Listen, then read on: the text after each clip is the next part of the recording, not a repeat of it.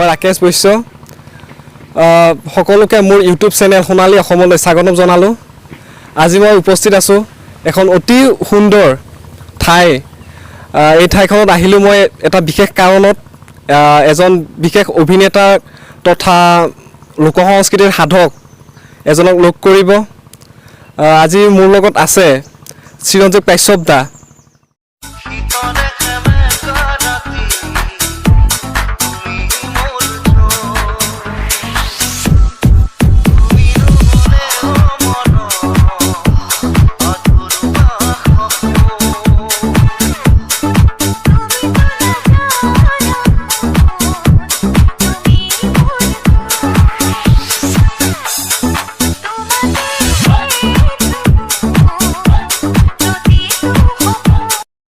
তেন্তে বলক আজিৰ ভিডিঅ'টোত আমি চিৰঞ্জীৱ দাৰ লগত কথা হওঁ।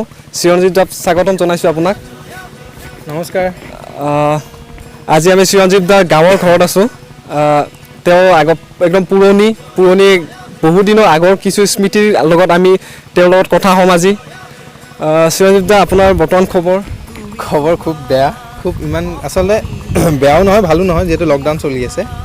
আৰু আচলতে গাঁও নহয়, মোৰ এখন গাঁও ইয়াৰ পৰা অকণমান দূৰ। এইখিনি অঞ্চল হয়তো সকলোৱে জানে। হয়, বৃহৎ খুব ডাঙৰ পুখুৰী আমাৰ ওদালগুৰি জিলাৰ অন্তৰ্গত।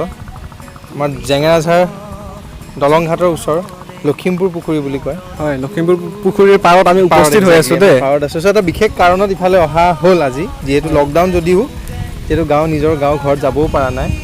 মোৰ গাঁওখনৰ পৰা অকণমান দূৰ। চ' ভাইটিটো আহিল, তেওঁ বোলে সোধে দুআষাৰ কথা পাতে, মোক কথা জানিব বিচাৰিছে। চ' তোমাকো স্বাগতম জনাইছোঁ আমাৰ গাঁৱলৈ। গাঁৱৰ যিহেতু ওচৰতে গাঁওখন। বাৰু কোৱা, কি সুধিবা, কি জানিব বিচাৰা সকলো। মানে আপোনাৰ পৰিচয়টো, ঘৰত কোন আছে বা গাঁৱৰ ঘৰত কোন আছে? আপোনাৰ এটা টাউনতো আছে ঘৰ। আচলতে মোৰ জন্ম টংলা ওদালগুৰি জিলাৰ এখন ঠাই। খুব ভাল ঠাই, খুব প্ৰিয় মোৰ, যিহেতু জন্মস্থান। আৰু মোৰ আচলতে আমাৰ ভাষাত ঘাইঘৰ বুলি কয়। জেঙেৰাঝাৰখন ইয়াৰ পৰা বেছি দূৰ নহয়, টংলাৰ পৰা 15 কিলোমিটাৰমান ভিতৰত। চ' জেঙেৰাঝাৰত মোৰ দেউতাৰ জন্ম, আৰু দেউতাৰ ঘৰ এটাই ল'ৰা। ককা নাই, আইতা আছে। আইতা থাকে গাঁৱত থাকে, অকলে আছে, চোৱা চিতা হৈ থাকে, ওচৰ চুবুৰীয়া থাকে, দেউতা যায়। আৰু বৰ্তমান ঘৰ হ'ল টংলাত, মা থাকে, ভণ্টি, মই, দেউতা তাতে থাকে। কিন্তু বৰ্তমান আমি মাইনা আৰু মই, মানে মোৰ ভণ্টি আৰু মই গুৱাহাটীত পঢ়া সূত্ৰকে। চ' শিক্ষাগত যিহেতু জীৱন এটা চলি আছে চবৰে, মোৰো মাইনা আৰু তাইও পঢ়ি আছে। আমি গুৱাহাটীত থাকোঁ, মাও যায় মাজে মাজে। সৰু পৰিয়াল, 4টা পৰিয়াল, খুব ধুনীয়াকৈ আছোঁ আৰু টংলাত। এনেই আপুনি ঘৰৰ পৰা ইয়াত কেতিয়াবা আহে বা নে? খুব কম আচলতে সঁচা কথা ক'ব গ'লে গাঁওখন খুব প্ৰিয়। কাৰণো গাঁও প্ৰিয় নহয়, সকলোৰে প্ৰিয় গাঁও হয়। সময় নাপাওঁ, ব্যস্ততা। গুৱাহাটীত যোৱাৰ পিছত ইমানেই ব্যস্ত হৈ পৰিলোঁ, মানে ৰখিব এইকাৰণে নোৱাৰোঁ, কাৰণ চব কম্পিটিটিভ লাইফ হয়, যান্ত্ৰিকতা। যিহেতু গোটেই মেচিনাৰী আজিৰ দিনটো, জেনেৰেশ্যনটোৱে গোটেই হাতৰ মুঠিত, গোটেই পৃথিৱীখন মোবাইলটোত। হয়, চ' কাম খুব কম্পিটিশ্যনত কাম চলি আছে, যিকোনো ক্ষেত্ৰত, কালচাৰেল হওক, মিউজিকৰ যিকোনো ক্ষেত্ৰত, আপোনাৰ একাডেমিকে হওক, যিকোনো ক্ষেত্ৰত। চ' কম অহা হয়, বা যেতিয়াই পাৰোঁ সুযোগ পালে আহে আৰু অহা হয়। দাদা, এনে আমাৰ দাদাক লোকসংস্কৃতিৰ সাধক, প্ৰতিধ্বনি সাধক নহয়, এই বয়স হোৱা নাই, সাধক শব্দটো খুব গধুৰ, সেইটো হয়। তথাপিতো এজন অভিনেতা, আপুনি প্ৰতিধ্বনি গ্ৰুপৰ এজন বিশেষ বুলি কৈছোঁ, বিশেষ সদস্য তথা সাধকেই বাৰু এক প্ৰকাৰৰ। তাৰ বিষয়ে কি ক'ব আপুনি? প্ৰতিধ্বনিটো হ'ল মোৰ এটা শ্বৰ্ট ফৰ্মত কৈ দিছে বেবী। মোৰ এটা বাচ্ছা আচলতে বেবী হৈ আছে, সেইকাৰণে এবছৰ হৈছে, সম্পূৰ্ণ হোৱা এবছৰ জাষ্ট হৈছে কেইদিনমান আগত। হয়, এটা দীঘলীয়া প্ৰচেষ্টা, দীঘলীয়া সপোনৰ যাত্ৰাৰ মূৰত প্ৰতিধ্বনি হোৱাৰ এটা বাস্তৱ হ'ল আচলতে। কিবা এটা ক্ষেত্ৰত কষ্ট চবৰে আছে, মোৰ অকল নহয়, আমাৰ গোটেই গ্ৰুপৰ মেম্বাৰখিনি। এজন ব্যক্তি, মোৰ মা দেউতাটো সদায়, মোৰ মাৰ পৰিয়াল হওক, মামা মামী মাহী আইতা, ককা নাই, এতিয়া ককা নাই, ঢুকাল। গাঁওখনেই হওক, মোৰ লগৰ ল'ৰা ছোৱালী, মানে লগখিনি ল'ৰা ছোৱালী হওক, লগৰ ল'ৰা হওক, সকলোৰে অৰিহণা, সকলোৰে ছাপোৰ্ট। আৰু বিশেষকৈ এজন মানুহ, যিজন ব্যক্তিৰ কাৰণে আজি যে আহিলা তুমি, মোক বিচাৰি আহিলা বা মোক জানে, যিসকলে জানে, এজন ব্যক্তি খুব অৰিহণা জড়িত হৈ আছে মোৰ লাইফত, মোৰ জীৱনটোত। আৰু প্ৰতিধ্বনিৰ ক্ষেত্ৰতো তেখেতৰ খুব এটা মহৎ মানে বৃহৎ এটা অৰিহণা, খুব ডাঙৰ অৰিহণা আচলতে। কোনবা সেইজন? সেই খুব সকলোৰে পৰিচিত, সকলোৰে মৰমৰ আমাৰ জুবিন গাৰ্গ ডাঙৰীয়া, জুবিন দা। আৰু জুবিন দাৰ সান্নিধ্য পালোঁ আজি 5 বছৰ আগৰ পৰা। হয়, তাৰ আগত এবাৰ পাইছিলোঁ 2010ত টংলাত। পবিত্ৰ ৰাভা মোৰ গুৰু, প্ৰথম গুৰু আচলতে, তেখেতৰ কথা ক'ম। চ' তাতে আহিছিল, হেণ্ডচিক টেনচিক দি ফটো চটো উঠিছিলোঁ। তেতিয়া ভবা নাছিলোঁ তেখেতৰ লগত বজাম, তেখেতৰ লগত থাকিম, তেখেতৰ লগত ঘূৰিম, খাম ল'ম, ফুৰিম, অনুষ্ঠান কৰিম। তেখেতৰ আশীৰ্বাদ আচলতে বাচ্ছাৰ নিচিনা ট্ৰিট কৰে, নিজৰ ল'ৰাৰ নিচিনা মৰম কৰে। ভাইটি বুলিও মানে, দেউতা হৈও কেতিয়াবা গালি পাৰে, ধেমালিও কৰে, খঙো কৰে। চ' জুবিন দাৰ সান্নিধ্য পালোঁ, আৰু সেইটোৱে মোৰ লাইফৰ আচলতে টাৰ্ণিং পইণ্ট বুলি ক'ব লাগিব। তোমালোকে যেনেকৈ জানা, just because of that person আচলতে তেখেতৰ কাৰণে বাস্তৱ হ'ল প্ৰতিধ্বনি তথা মোৰ জীৱনটো কালচাৰেল দিশত। সাংস্কৃতিক জগতত আপুনি মানে কোনখিনি সময়ত মানে আপুনি আহিলে, বা কেতিয়াবা ভাবিছিল নে মই ইয়াত আহিব পাৰিম, বা মানে ভাবিছিলোঁ মানে কিন্তু কোনটো মানে এতিয়া আপুনি অভিনেতাৰ ক্ষেত্ৰতো আছে, বা প্ৰতিধ্বনি বিভিন্ন বাদ্যযন্ত্ৰৰ ক্ষেত্ৰতো আছে, আপুনি এনেকুৱা ক্ষেত্ৰত আহিব পাৰিম বুলি ভাবিছিল নে? ভাবা আচলতে যিকোনো কথা ভাবিব লাগে, ভাবিলে হয় আচলতে। ভাবাটো ডেফিনেটলি ভাবিছিলোঁ, ইমানো মই নাজানো সৰুৰ পৰা, এইটো নট একজেক্টলি ড্ৰিম, বাট সঁচা কথা মানে কাহিনীটো খুব পুৰণা দীঘলীয়া। হয়, মিউজিকৰ লগত চিনাকিটো হ'ল দেউতাৰ পৰা। দেউতাৰ পৰা এইকাৰণে কওঁ কাৰণ দেউতা মোৰ সমান, আজি যিটো মোৰ বয়স বা মোতকৈ সৰু বয়সৰ পৰা দেউতা জেঙেৰাচাৰত জন্ম, তাতে তবলা লৈ পেলাই, তবলাটো কান্ধত লৈ, আচলতে কান্ধত নহয়, সৰু মোনা এখনত চাইকেলত বান্ধি লৈ পেলাই মোৰ গাঁও, ইটো গাঁৱৰ পৰা সিটো গাঁও এনেকৈ বজাই ফুৰিছিল, অনুষ্ঠানবোৰ পৰিৱেশন কৰিছিল, শিকিছিল তেনেকৈ। বহুত কষ্ট আচলতে। আৰু তেতিয়া দিনত দেউতাহঁতৰ যুগত ইমান স্ক'প, ইমান এখন ধুনীয়া প্লেটফৰ্ম নাছিল। যিসকল শিল্পী মানে কালচাৰেল লাইনত জড়িত মানুহ, তেওঁলোকৰ লগত এনেকৈ যেনেকৈ আমি লগ হওঁ কেতিয়াবা মাজে মাজে, ধৰা কোনোবাই মোৰ লগবোৰ আহে, তেনেকৈ তেওঁলোকৰ আলোচনা হৈছিল, লগ হৈছিল, বজাইছিল, গাইছিল। আৰু হয়তো মই ভাবোঁ ডেফিনেটলি এইটো জেনেটিক এটা জিনৰ ওপৰত ডিপেণ্ড কৰে। সেইটো হয়ো চবৰে ক্ষেত্ৰত হয়। দেউতাৰ পৰা আহিল গাত তেজ, আৰু দেউতাৰ যিহেতু সৰুৰ পৰা সেইটোৰ প্ৰতি চৰ্চা জড়িত, আৰু মোৰ আৰম্ভণি গুৰু, আৰু দেউতাৰ পৰা হৈ মোৰ গাত আহিল। কিন্তু ঢোলৰ লগত চিনাকি কৰাই দিয়া, বিশেষকৈ ঢোল বস্তুটো মোৰ খুব প্ৰিয়, বিহু ঢোল। মোৰ মা আচলতে পৰিচয় কৰাই দিয়া, কাৰণ মায়ে মোক প্ৰথম ঢোলটো দিছিল জীৱনৰ, আৰু সেইটো ঢোল নাছিল আচলতে, এটা সৰু বজোৱা ধেমেলীয়া টাইপৰ আমোলৰ টেমা। আগৰ দিনত বাবা আমোল খুব চলিছিল, বাবা আমোলৰ টেমা এটা আছিল সৰু। সেই বাবা আমোলৰ টেমা ককা এজনে বেচিব আহে, সেই আমোলৰ টেমাটো মোৰ জীৱনৰ প্ৰথম ঢোল, মায়ে কিনি দিছিল, সেইটোত বজাই আৰম্ভণি। আৰু এটা কথা ক'ব লাগিব, মইতো তোমাক ক'লোঁ গাঁৱৰ কথাটো।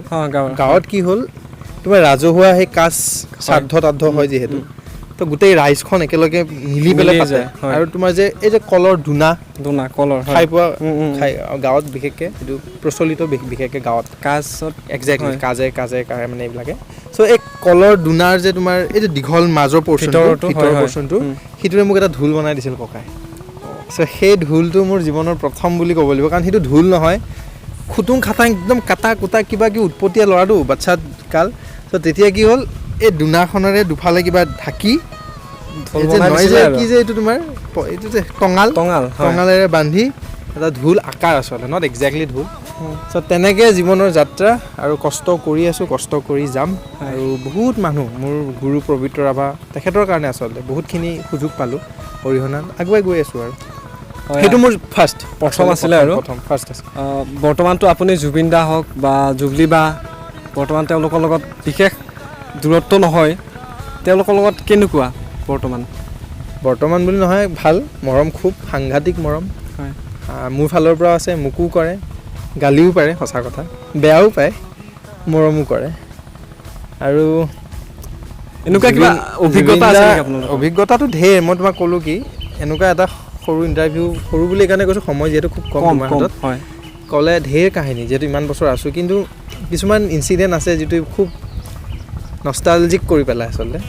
চ' মানে জুবিন দাই ক'ব পাৰে কিছুমান ছিক্ৰেটো আছে। এইটো শেখৰ দাই যদি চাই আছে, বা প্ৰিয়াংকু দা, আমাৰ ৰেশৱ দাই যদি চাই আছে, তেওঁলোকে হয়তো অনুমান কৰিছে মই কি কথা কৈছোঁ। বিশেষকৈ আমাৰ সিদ্ধাৰ্থ দা, মেনেজাৰ, সিদ্ধাৰ্থ দাই গম পায় কি হৈছিল মোৰ লগত তিনিচুকীয়া ৰয়েল হাইনেছ হোটেলৰ কোনটো নাম্বাৰ কোঠা মোৰ মনত নাই আচলতে। চ' খুব জমনি কিছুমান ইনচিডেণ্ট গৈছে, গাড়ীৰ ভিতৰতে হওক, মোক ধেমালি কৰি, বা হোটেলতে জমনি কৰি, এটা খুব বহুত ৰসাল এটা স্মৃতি আচলতে। আৰু জুবলিবাৰ ক্ষেত্ৰত কি হ'ল, মোৰ লাইফৰ ইনষ্ট্ৰুমেণ্টেলি এজ এন মিউজিচিয়ান এখন প্লেটফৰ্ম দিয়া মানুহজন দীপক এজন আছিল নামটো পাহৰি গ'লোঁ আই এম চ' চৰি নামটো পাহৰি গ'লোঁ তেখেতৰ তাৰপিছত জুবলি বাৰ লগত মই দাদাতকৈ আগতে দীপজ্যোতি কলিতা দীপজ্যোতি আংকলৰ পিছত জুবলি বাক পালোঁ চ' জুবলি বাৰ ক্ষেত্ৰত কি হ'ল মানে গোটেই এখন বৃহৎ এখন ডাঙৰ মঞ্চ পালোঁ অনুষ্ঠান পালোঁ ডাঙৰ বিহু ফাংচনবোৰ পালোঁ এখন প্লেটফৰ্ম পালোঁ মানুহৰ লগত কেনেকৈ কমিউনিকেট কৰে এজন আৰ্টিষ্টে বা মিউজিচিয়ান হিচাপে নিজৰ পাৰ্চনেলিটিটো কি হ'ব লাগে বা মিউজিচিয়ান হিচাপে কিমান দায়িত্ব থাকে নিজৰ সেইখিনি বস্তু প্ৰথম জুবলি বাৰ বেণ্ডৰ ফালৰ পৰা খুব সাংঘাতিক কথা শিকিছোঁ দেই তাৰপিছত জুবিন দাৰ ক্ষেত্ৰত মোৰ সহজ হ'ল যে যিবোৰ ভুল কৰিলোঁ আচলতে জুবলি বাৰ ক্ষেত্ৰত বা জুবলি বাৰ লগত থাকি যিবোৰ সৰু সুৰা খুটুং খাটাং এজন মিউজিচিয়ান থাকে ভুল আৰম্ভণি যিহেতু ময়ো তেতিয়া সৰু চ' সেইবোৰ শুধৰালোঁ হৈ লাহে অভিজ্ঞতা গোটাই পেলাই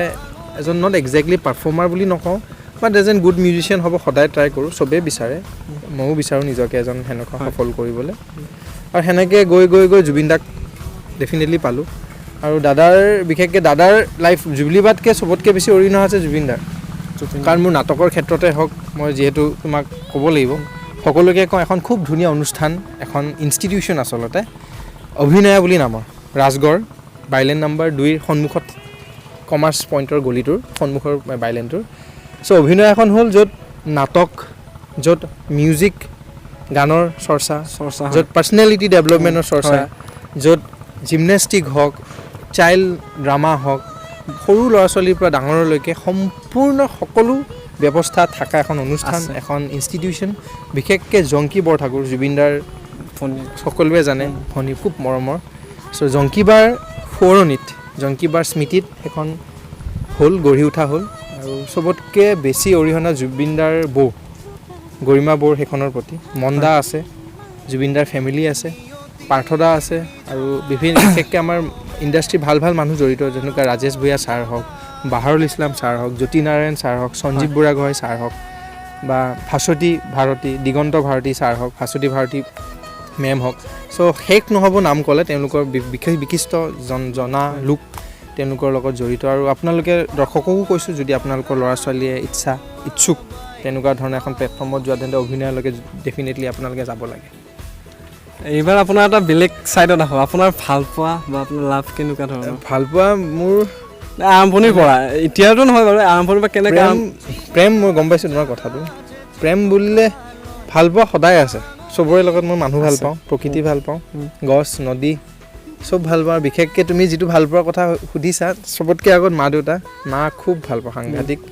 দেউতাটো আছে ভণ্টিটো আছে এজনীয়ে ভণ্টি আৰু প্ৰেমিকা হিচাপে ক'লে আছিল কাৰণো নাথাকে তোমাৰ ডেফিনেটলি আছিল হয়তো আছে নাজানো চবৰে থাকে সেইটো পাৰ্চনেল লাইফ থাকিব লাগেও নাথাকিলেও ভাল নাজানো থাকিলে ভাল কিয় থাকিলে ভাল মই কৈছোঁ এনেকুৱা এজন পাৰ্টনাৰ লাগে লাইফত যোনে ছাপৰ্ট ইন চেন্স আপুনি যিটো কামত ব্যস্ত যিটো কামৰ লগত আপুনি এটা জীৱিকা যিটো কামত আপুনি উশাহ ল'ব শান্তিত পাৰে উশাহ ল'ব মানে বুজিছে মই এটা ফিলচফিকেলি কৈছোঁ এটা শান্তি চকুন যিটোত পায় যিটো প্ৰফেশ্যনত সেই প্ৰফেশ্যনত যেতিয়া কোনোবাই আপোনাক হাতত হাত থৈ পেলাই ছাপৰ্ট কৰে মৰম কৰে আগুৱাই যাবলৈ সঁহাৰি জনায় চ' তেনেকুৱা ধৰণৰ যদি এটা জীৱন সংগী লগৰী যদি থাকে ডেফিনেটলি আপুনি মোৰ ছাকচেছফুল হ'ব এটা কথা আছে কোটছ এটা আছে এভৰি ছাকচেছফুল পাৰ্চন বিহাইণ্ড দেৰ ইজ এ ওমেন আৰু মোৰ এগৰাকী আছে আৰম্ভণিৰ পৰা আছে আৰম্ভণি নকওঁ দিয়া এইটো বহুত দীঘলীয়া দেৰি হ'ব মই বহুত বকি আছোঁ নালাগে আৰম্ভণি আছিল বাট ৰাইট নাও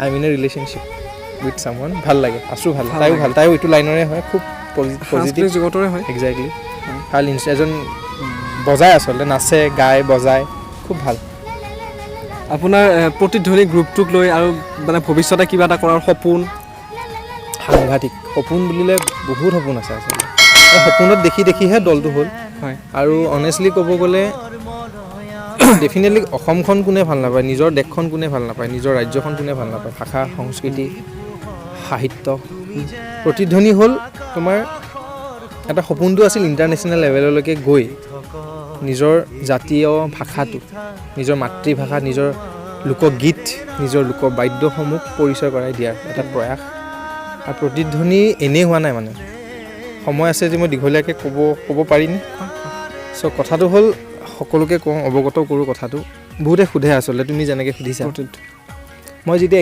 নেশ্যনেল লেভেলত যেতিয়া অনুষ্ঠান কৰিব যাওঁ, মই স্কুলৰ ফালৰ পৰা মই মহৰ্ষিত পঢ়িছিলোঁ টংলা, আৰু মহৰ্ষিৰ পৰা মই নেশ্যনেল লেভেল সুযোগ পাইছিলোঁ, তাৰ আগত পবিত্ৰ ৰাভা ছাৰ দাপুন্দা মিৰৰ পৰা। চ' তাতে গ'লে তেওঁলোকে ঢোলটো ডেফিনেটলি, মই ঢোলৰ ক্ষেত্ৰতে যাওঁ, ঢোল হওক নাটক হওক অসমৰ লোককৃষ্টিৰ লগত জড়িত, তেওঁলোকে বিশেষকৈ ঢোলটো চিনি পায়, সোধে ये ढोल है शायद ना, बिहू में बजाता है, डेफिनेटली ये बिहुत बजाয়, इसको ये बोलता है, মোক নাচনীৰ কথা সোধে বা পেপাটোৰ কথা সোধে।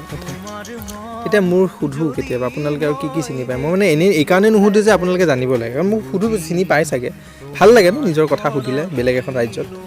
চ' তেতিয়া সোধে মানে ক'লে সুধিলে কয় মুঝেতো কুছ नहीं पता, এইটো কেৱল ঢোলটো আৰু একজেক্টলি ঢোলটো ভালকৈ চিনি পায়। তেতিয়া মোৰ লাহে লাহে এনেকৈ বাহিৰত যেতিয়া যোৱা হ'লোঁ, অকণমান গাত লগা হ'ল আচলতে আমাৰ দেখোন অসমত, তুমি কোৱাচোন ঢোলে অকল আছে নেকি? না বহুত কিমান হয় নাই, কিমান আছে আমাৰ গীতৰ কথা নকওঁ, আমাৰ ইনষ্ট্ৰুমেণ্টৰ কথা ক'বলৈ গ'লে বড়ো খাম, ঝুমুৰ মাদল আছে, কোচ ৰাজবংশীৰ ঢোলটো আছে, আমাৰ ঢোলৰে পাতি ঢোল, ওজা ঢোল, ডিফেন্স ঢোল আছে, তাৰপিছত আমাৰ দবা আছে, কি ধুনীয়া শংকৰদেৱৰ সৃষ্টি, খোল আছে, নেগেৰা আছে, আমাৰ দুতৰাখন আছে, আমাৰ চেৰজা আছে বড়ো সমাজৰ, ৰাভাৰ মাদল খাম হওক।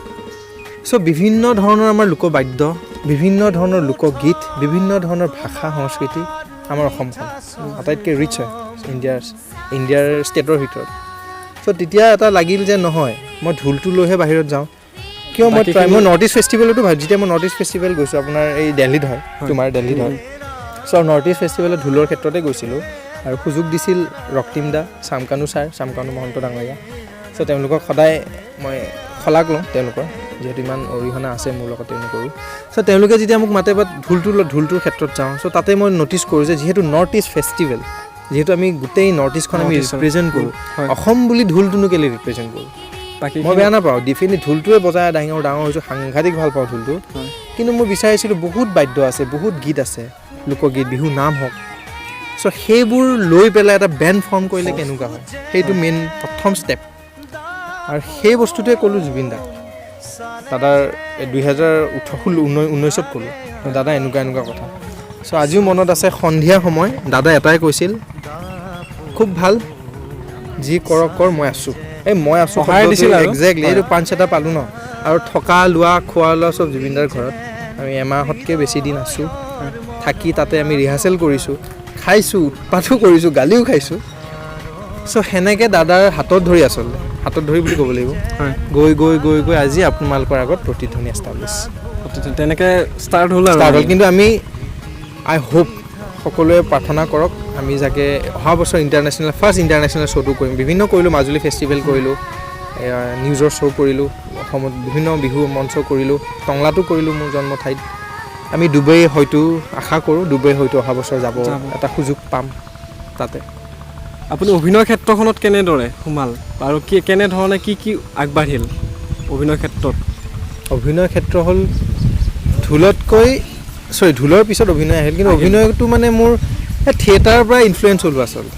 ইনস্পিৰেশ্যন আচলতে মোৰ আৰ্টিষ্ট বুলিলে ইণ্ডিভিজুৱেল আৰ্টিষ্ট নাই। আজিৰ দিনত ধৰা নৱাজুদ্দিন ছিদ্দিকী ডাঙৰীয়া হওক, আমাৰ পংকজ ত্ৰিপাঠী হওক, বা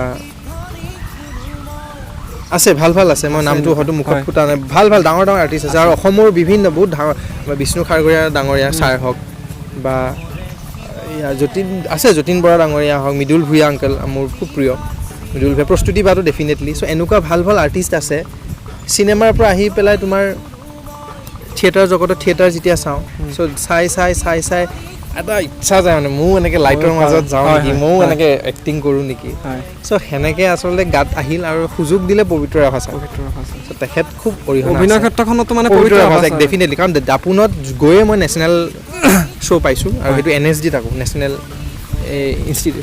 national school of drama Delhi, আৰু তাতে গৈ মোৰ আৰম্ভণি নেশ্যনেল শ্ব'।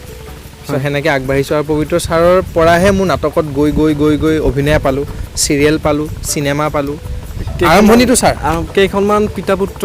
মই টোটেল কাউণ্ট কৰিলে কিমান 17-16, আৰু চিনেমা 2খন কৰিলোঁ। সেনেকৈ আছোঁ টুকটাক, বাট আই ডোণ্ট ন' একজেক্টলি ইমান ডাঙৰ আৰ্টিষ্ট নাই, মই নাভাবোঁ। আৰ্টিষ্ট আচলতে এতিয়া বহুত বয়স আছে, 23 বছৰ হৈছোঁহে, বহুত আছে টাইম। বাট মই খুব ভাল পাওঁ, নাটক হওক, গান হওক, মিউজিক হওক নতুনকৈ আপোনাৰ কিবা প্ৰজেক্ট ইন চেঞ্চ কেনেকুৱা ক্ষেত্ৰত মানে ভিডিঅ'ৰ ক্ষেত্ৰই হওক বা মুভি ক্ষেত্ৰত এটা আছে এতিয়া খোলা চাহ নকৰোঁ নকওঁ আচলতে খুব Surprise. সপোনৰ আৰু যেনেকৈ প্ৰতিধ্বনি সপোনৰ হ'ল এটা খুব সেনেকুৱা সপোনৰ এখন কিবা এটা কৰিম হয়। চ' বৰ্তমান সেই উদ্দেশ্যে আহিছোঁ আমি ইয়াতে মই বিশেষকৈ চ' আপোনালোকক কৰিম কথাটো জনাম এটা টাইমত ধুনীয়াকৈ জনাম আপুনি যে সাংস্কৃতিক যুগত আগুৱাই গ'ল লগতে পঢ়াটো কেনেকৈ আগুৱাই নিলে পঢ়াটো তোমাৰ আচলতে মোৰ কথা আপুনি এজন চিভিল ইঞ্জিনিয়াৰ বৰ্তমান মই কৈ লওঁ মোৰ কথাটো এনেকুৱা মোৰ আচলতে চবেই এইটো তুমি যেনেকৈ সোধা মেক্সিমামে সোধে পঢ়া শুনা আৰু মোৰ ক্ষেত্ৰত বুলি মই এইকাৰণে নকওঁ চাব গ'লে চোৱা আৰ্টিষ্ট বুলিলে যিকোনো ক্ষেত্ৰত আচলতে এজন মিউজিচিয়ান হওক আৰ্টিষ্ট হয় মেকআপ আৰ্টিষ্টজনো আৰ্টিষ্ট হয় তোমাৰ চিনেমেটোগ্ৰাফাৰ হওক এক্টৰ হওক যিবোৰ মানুহ জড়িত কালচাৰ উইথ এয়া আপোনাৰ তোমাৰ মুখা শিল্পই হওক যিকোনো চ' তেওঁলোক শিল্পীবিলাক কি হয় আচলতে শিল্পী বুলি নহয় আচলতে যিকোনো ক্ষেত্ৰত তোমাৰ যিটো বস্তু তোমাৰ আন্তৰিকতা বেছি যিটো বস্তুৰ প্ৰতি তোমাৰ নিচা যিটো বস্তুৰ প্ৰতি তোমাৰ আগ্ৰহ বেছি আগ্ৰহ যিকোনো ক্ষেত্ৰত তুমি যদি তোমাৰ ক্ষেত্ৰত আজি তুমি ইউটিউব চেনেল কৰি আছা ইউটিউব চেনেলৰ ছাবস্ক্ৰাইবাৰৰ কাৰণে তুমি ডেফিনেটলি ভাল ভিডিঅ' বনাব ট্ৰাই কৰিবা লাগিবই আছে আচলতে আৰু সেইবোৰ ক্ষেত্ৰ কৰিলে তুমি পঢ়াটোত নিজে মিলিব এইটো তুমি কাৰণ এইটোত বেছি আগ্ৰহ তোমাৰ এই বস্তুটো মিলাওঁতে তুমি ইফালে এনেকৈ মিলাব পাৰা এনেকুৱা এটা এনাৰ্জি এনেকুৱা এটা মেনেজমেণ্ট তোমাৰ মাইণ্ডত আহি যায় যে নাই মই মিলাব পাৰিম আৰু সেই বস্তুটো আচলতে কোনো ফ'ৰ্চফুলি কোনো ডিমাণ্ড দি বা তুমি নিজে কিবা মিলাই সেনেকৈ আচলতে কোনো মানুহ নোৱাৰে কেনেকৈ পঢ়াটো হৈ যাব নিজৰ মাজত কেনেকৈ তোমাৰ নিজৰ পেশ্যনটো আচলতে আগবাঢ়ি যাব তুমিও গম নাপাবা আৰু দুইফালে ডেফিনেটলি মিলাব লাগিবই কিন্তু নপঢ়িলে নহ'ব পঢ়িব চবেই পঢ়িব লাগিব আচলতে ভাল পোৱা বস্তুটো সাধনা যিমান বাঢ়িব আগ্ৰহ যিমান বাঢ়িব সিমানে তুমি গমেই নাপাবা যে তুমি কিমানখিনি আগুৱাই গৈ আছা নিজে আৰু ইফালে তোমাৰ কি ধুনীয়াকৈ ইফালেও মিলি গৈ আছে দুটা ছাইড আগবাঢ়ি গৈ থাকে হয় চ' দুটা ফালে মিলোৱাটো নিজৰ ওপৰত ডিপেণ্ড কৰে কিন্তু এটা কথা হয় তুমি ভাল পাব লাগিব যিটো তুমি কৰি আছা যিকোনো ক্ষেত্ৰত আৰু সেই বস্তুটো এটা শান্তি দিয়ে যিটো চকুন বুলি কয় সেইটো ফিলচফিকেলি বুজি পাব মই কি কথা কৈছোঁ লাগিলে তুমি ছাপ'জ এক্সাম্পল এটা দিলোঁ তুমি ইঞ্জিনিয়াৰ হ'ব মন নাই তুমি ইঞ্জিনিয়াৰ হ'লা মা দেউতাৰ ফ'ৰ্চত পঢ়িলা চাকৰিও পালা গ'লা তুমি কিন্তু তুমি তাতে মন বহা নাই অথচ তুমি 30,000 40,000 ইনকাম কৰি আছা ইফালে তুমি কিবা এটা বেলেগ ফালে তোমাৰ বেছি আগ্ৰহ আছিল বা তুমি ফটোগ্ৰাফাৰ হ'ব বিচাৰিছিলা বা তুমি এজন আৰ্টিষ্ট হ'ব বিচাৰিছিলা ছবি আঁকা সেইটো লাখত তুমি সেইটো প্ৰফেশ্যনত গৈ লাগে তুমি 10,000 টকা এটা পালা কিন্তু তুমি সেই 30,000তকৈ সেই 10,000 মূল্যটো তোমাৰ কাৰণে খুব বেছি এইকাৰণে বেছি কাৰণ তুমি সেইটো ভাল পোৱা প্ৰেম মৰম আছে সেইটোৰ লগত চ' কথাটো তেনেকুৱা চ' ময়ো ভাবোঁ যে ইঞ্জিনিয়াৰ বুলি কোৱাতকৈ মোক এজন মিউজিচিয়ান এজন আৰ্টিষ্ট নালাগে ক'বলৈ বয়স খুব সৰু আৰ্টিষ্ট হ'বলৈ এটা বৃহৎ এটা বয়স চৰ্চা লাগে বয়সটো লাগে আৰু বহুত সাধনা লাগে শিল্পী শব্দটো এনেই দিয়া শব্দ নহয় কিন্তু শিল্পী লগোৱাৰ আগত বা শিল্পী দিয়াৰ আগত কোৱাজনেও ভাবিব লাগে আৰু নিজে কোৱাজনো নিজকে ভাবিব লাগে চ' মই একো এতিয়া তেনেকুৱা নহয় মই এজন সৰু ষ্টুডেণ্ট ৰাইট নাও চব শিকি আছোঁ সকলো শিকিব লাগে মই শিকি আছোঁ আপুনি জুবিন দাৰ লগত বহু সময় কটাইছে বহু সময় মানে আছে তেওঁৰ লগত তেওঁ আপোনাক কিবা বিশেষ নামেৰে মাতে বা তেওঁৰ লগত কিবা এনেকুৱা কথা তোমাক কোনে ক'লে সেইটো কাৰণে কোনো নাই জাষ্ট ভাবা যায় আপুনি চ' সাংঘাতিক নাম এটা আছে সেইটো জুবিন দাই জানে প্ৰিয়াংকু দাই জানে ৰেশৱ দাই জানে শেখৰ দাই জানে বেণ্ডৰ পাঞ্চনা বা আমাৰ খুব মোৰ মৰমৰ বাইদেউ এগৰাকী ঋতিশা বা আছে জুবলি বাহঁতে নাজানে এইটো কথা আমাৰ সেইটো বেণ্ডে নাজানে জুবলি বাৰ বেণ্ডে ইয়াত আমাৰ বেণ্ডে ইফালে জুবিন দাৰ ক্ষেত্ৰত আম্পু বুলি মাতে মোক চ' সেই শব্দটো মিনিংটো মই নকওঁ সেইটো বৰ সাংঘাতিক মিনিং চ' সেই মিনিংটো আজি যোনে চাই আছে দৰ্শকে মোৰ ঘৰৰ ফেমিলি মোৰ লগ যোনে জানে আৰু মোৰ বেণ্ডৰ জুবিন দাৰ বেণ্ডৰ মানুহখিনিয়ে আৰ্টিষ্টখিনিয়ে তেওঁলোকে হয়তো গম পাব মই কি ক্ষেত্ৰত ক'লোঁ কাৰণ দাদাই সেই নামটো দিলে আৰু মই ক'লোঁ ন তোমাৰ খুব সাংঘাতিক এটা মানে ৰহস্যময় বুলি নকওঁ আচলতে এইবোৰ হাঁহি উঠা হাস্যময় এটা শব্দ কয় ন সেই সেনেকুৱা ধৰণৰ এটা চিটুৱেশ্যন আচলতে এইটো হৈছিল তিনিচুকীয়া ৰয়েল হাইনেছ হোটেলৰ কাহিনী চ' সেই শব্দটো তাতে মই পালোঁ চ' ডেট বিকেম মাই নিক নেম আচলতে আৰু মোৰ মঞ্চটো দাদাই এয়া তোমাৰ নগাঁও ফালে কৰে গৈছে মই নামটো পাহৰিলোঁ ঠাই এখৰ আছে চ' তাতে অনুষ্ঠান কৰিব যাওঁতে দাদাই মানে মঞ্চৰ ওপৰতে মানে সেই নামটোৰে মাতিলে চ' সেইটো দাদাৰ নাম আম্পু নামটো দাদাৰ ক্ষেত্ৰত আৰু এটা কথা মই কওঁ এইখিনিত নক'লে নহয় আচলতে এই যে মোৰ ইণ্ডাষ্ট্ৰিটোত অহা বা এইটো লাইনত মই আজি এষ্টাব্লিছ হোৱা বা অলপমান তোমালোকে পৰিচয় দিছা মোক মৰম দিছা ৰাইজে খুব সাংঘাতিক মৰম দিছে আশীৰ্বাদ দিছে আৰু কেইজনমান মানুহ আছে মোৰ লাইফত যি ক্ষেত্ৰত মই আচলতে এজন পাৰফৰ্মাৰ হিচাপে আজি অকণমান হ'লেও কিবা এটা শিকিছোঁ বা পাৰিছোঁ বজাবলৈ আৰু মেইন হ'ল ৰাজাদা সকলোৰে পৰিচিত ৰাজাদা জুবিনদাৰ লগত আজি অকণমান আচলতে বাল্যকালৰ বন্ধু জুবিনদাৰ চ' দাদাৰ লগত অনুষ্ঠান ইমান বছৰে কৰি আহিছে ৰাজাদা হ'ল মোৰ গুৰু বুলি ক'লেও ভুল নহ'ব ৰাজাদা আৰু পাৰ্থদাইটো গালি চালি পাৰি বহুত মৰম কৰি মোক আপোনাৰ এনে বেণ্ডৰ ভিতৰত তেওঁলোক দুটা সকলো মোৰ প্ৰিয় আৰু লগ বুলিলে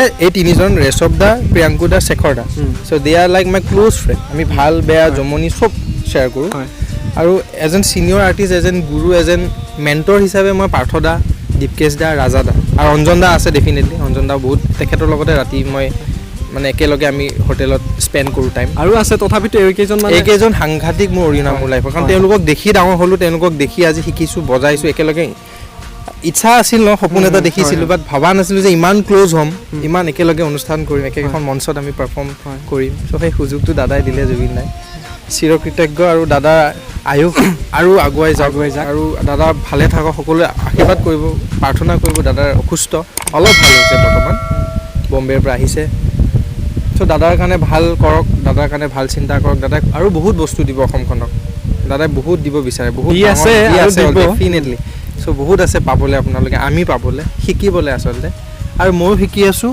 সাংঘাতিক মই বহুত ভাল পাওঁ এইটো ইণ্ডাষ্ট্ৰি আপোনালোকে মোক আশীৰ্বাদ কৰক সেয়ে অনুৰোধ কৰিছোঁ মানে আপুনি এই বৰ্তমান প্ৰজন্মক কি ক'ব কি এটা মেছেজ দি যাব আপুনি আচ্ছা চ' বৰ্তমান প্ৰজন্ম বুলিলে ময়ো এইটো প্ৰজন্মৰে সৰু ল'ৰা মই তথাপিও মোতকৈ জুনিয়ৰখিনিক কওঁ ডাঙৰখিনিয়ে বাৰু ডাঙৰখিনিয়ে আচলতে মোক শিকাব লাগে সৰুখিনিক এটাই কথা কওঁ সকলোৱে কিবা নহয় কিবা এটা সপোন দেখিছে যেনেকৈ মই দেখিছিলোঁ চ' সপোনটো বাস্তৱ কৰিবলৈ হ'লে গ্ৰাছ লেভেলৰ পৰা যাবই লাগিব গ্ৰাছ লেভেল ইন চেঞ্চ মই এইটো কোৱা নাই যে একদম চবকে ভৰিত ধৰি কিবা হাতযোৰ কৰি মোৰ কথাটো হ'ল তোমাৰ কপালত যিটো আছে সদায় হ'ব কিন্তু ৰেচপেক্ট এজন আৰ্টিষ্টক বা যিকোনো ক্ষেত্ৰত তোমাৰ যিটো বিষয় সেই ক্ষেত্ৰত তোমালোকে আগুৱাই যেতিয়াই যাবা কাম কৰিম বুলি যেতিয়া যাবা ডাউন টু আৰ্থ হ'বা খুব নম্ৰ খুব মৰম খুব ভাল পাবলৈ শিকিবা মানুহ ভাল পাবলৈ শিকিবা চ' আচলতে ভাল পোৱাৰ মাজতহে চব বস্তু কাৰণ তুমি ডেফিনেটলি সেই বস্তুটো ভাল পোৱাৰ কাৰণে তুমি কৰিব ওলাইছা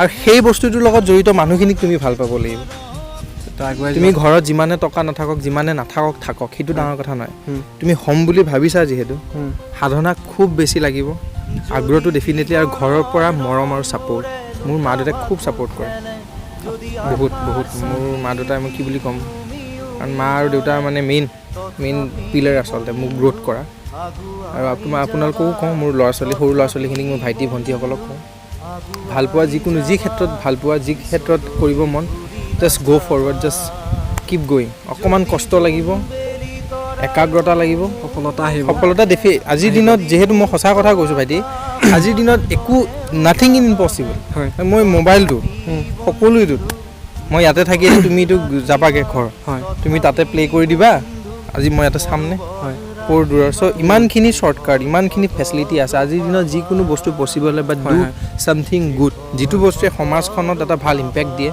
যিটো বস্তুৱে সমাজখনৰ প্ৰতি কিবা এটা অৰিহণা কিবা এটা মেছেজ দিয়ে চ' তেনেকুৱা ধৰণৰ বস্তু আৰু বিশেষকৈ নিজৰ জাতি নিজৰ ভাষা নিজৰ সংস্কৃতিৰ লগত অকণমান জড়িত থাকিলে ভাল অকণমান সাংঘাতিক জড়িত হ'ব লাগে তেতিয়া জীয়াই থকা এটা অৰিহণা পায় আৰু জীয়াই থাকিবলৈ ভাল সাহস এটা পায় আচলতে চ' দীঘলীয়া নকৰি দিয়া আজি হ'ল আৰু নেকি ধন্যবাদ প্ৰিয় দৰ্শক মণ্ডলী আজি আমাৰ দাদাক ইমানতে ধন্যবাদ জনাইছোঁ আৰু আপোনাক বিশেষকৈ ধন্যবাদ অকণমান সময় দিয়াৰ কাৰণে আৰু আপোনালোকেও কওঁ খুব সৰু ল'ৰা মানে উঠি আহিছে মোৰ ঘৰৰ বেছি দূৰ নহয় পানেৰী ফালৰ ল'ৰা পঢ়ি আছে টংলা কলেজত আহি হয় চ' আপোনালোকে মৰম দিয়ক যি নাজানে যি শিকিব বিচাৰিছে আপোনালোকে যেনেকৈ হওক কমেণ্ট কৰি হ'লেও শিকাওক আৰু যিহেতু নতুন চেনেল ছাবস্ক্ৰাইব কৰিব আৰু কি কয় এইটো বেল বটনটো ক্লিক কৰিব আৰু মৰম দিব আৰু ভিডিঅ'টো যাতে আপোনালোকে চাওক আৰু আগন্তুক আহিবলগীয়া ইয়াৰ ভিডিঅ'সমূহ যাতে আপোনালোকে চাই এইখিনি কৰি ধন্যবাদ